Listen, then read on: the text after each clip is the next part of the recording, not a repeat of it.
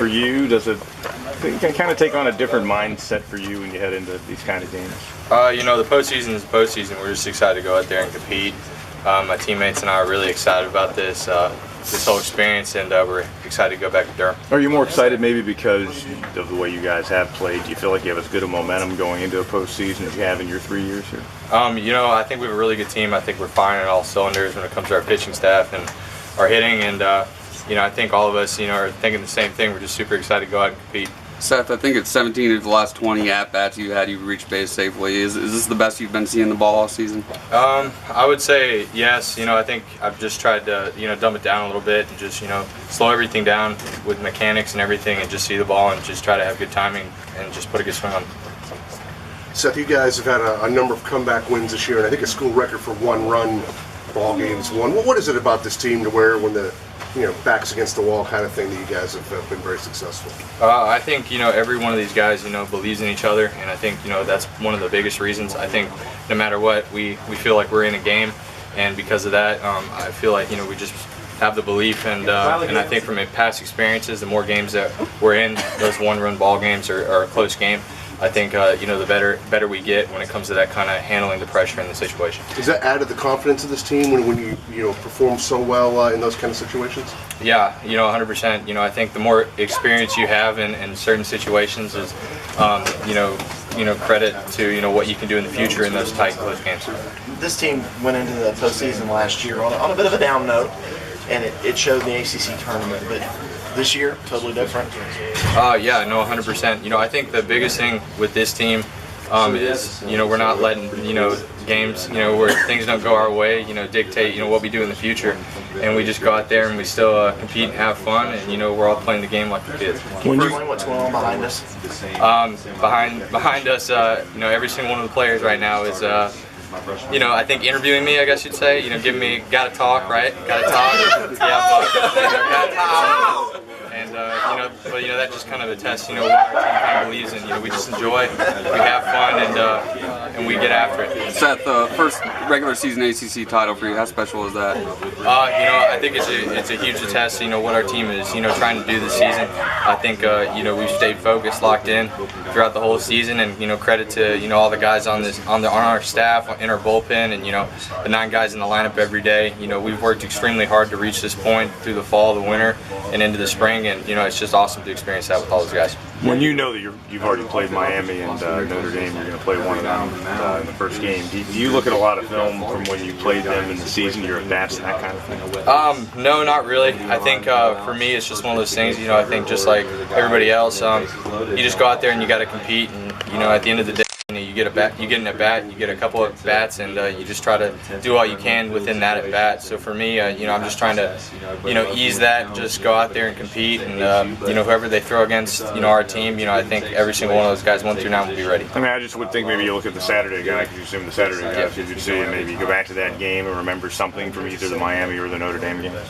Yeah, you know, I think some guys do that. You know, for me, I've never been a guy that's really big into that, especially in those situations, because, you know, everything could change, you know, situations could change, and for me it's just, you know, just got to go up there and, you know, see the guy who's throwing the ball.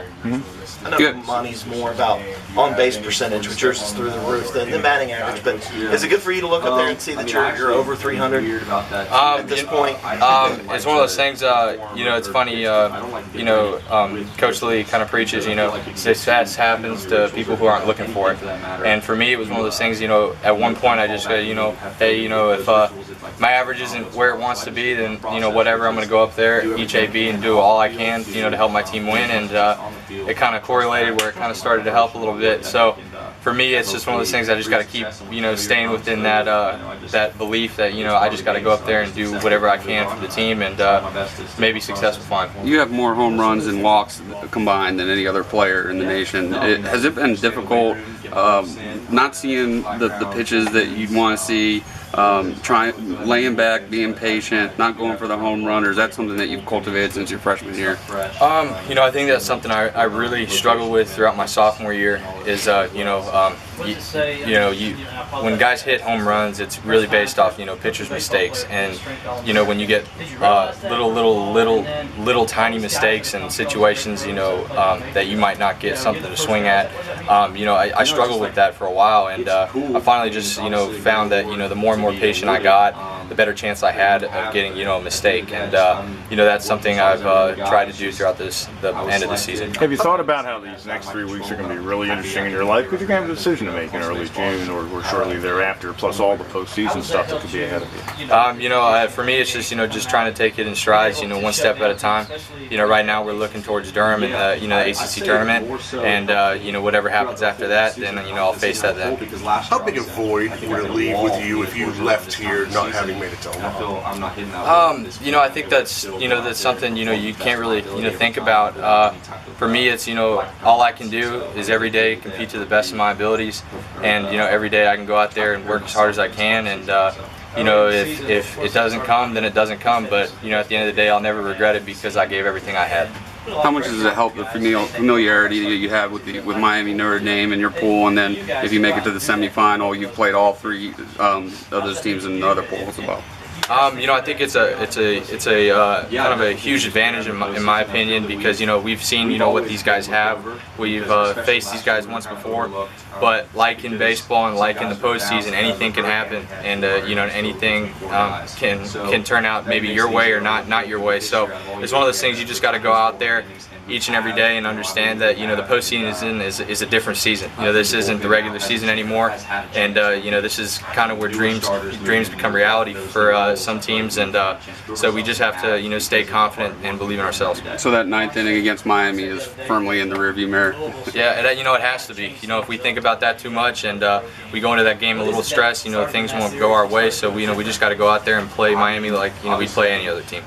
You certainly stayed pretty dialed in during this press conference, and your teammates behind us. How do you kind of keep that approach into this tournament setting and have success in those settings? For me, it's one of those things like I said, the best I felt at the plate was towards the end of the season is when I went up there and just played the game like I was a kid, and just went up there, saw pitches I could hit, and if I couldn't hit them, I was taking them, and if I had a chance to put a good swing on the ball, then I was swinging. So I really tried to dumb it down a little bit more, and just trust myself, trust my eyes, trust my hands, and just go out there and have fun, do whatever I can do to help my team win. How does the personality of this team cultivate that kind of attitude? I think one of the biggest things that guys around the country that I'm friends with have texted me and said that, man, you guys look like you have a lot of fun out there, and that's the truth. I think in those stressful situations, those one-run ball games, that's when that stuff comes out. When we can stay confident and relaxed in stressful situations, that's where historic teams come through. Who's been texting you? Just other friends? Just guys from. I'm not going to throw out any names because maybe some teams were playing and stuff, but. Some teams, just from all over the place that I've played with throughout high school baseball and summer ball, and just all the goofy tweets from random accounts, showing just some of the funny antics our bullpen does and our bench guys have done throughout the year. And we just really enjoy and have fun playing the game. What do you think about the ballpark in Durham? And are you happy to be back there after being in Louisville last year? And how does it treat lefties? I think that ballpark is something a lot of guys are going to look forward to. I think the ACC runs pretty deep through Durham, and we're going to have a lot of support when it comes to our fan base and other fan bases. And I think that's what makes Durham so special to play at. Thank you, Seth. Thanks, Seth.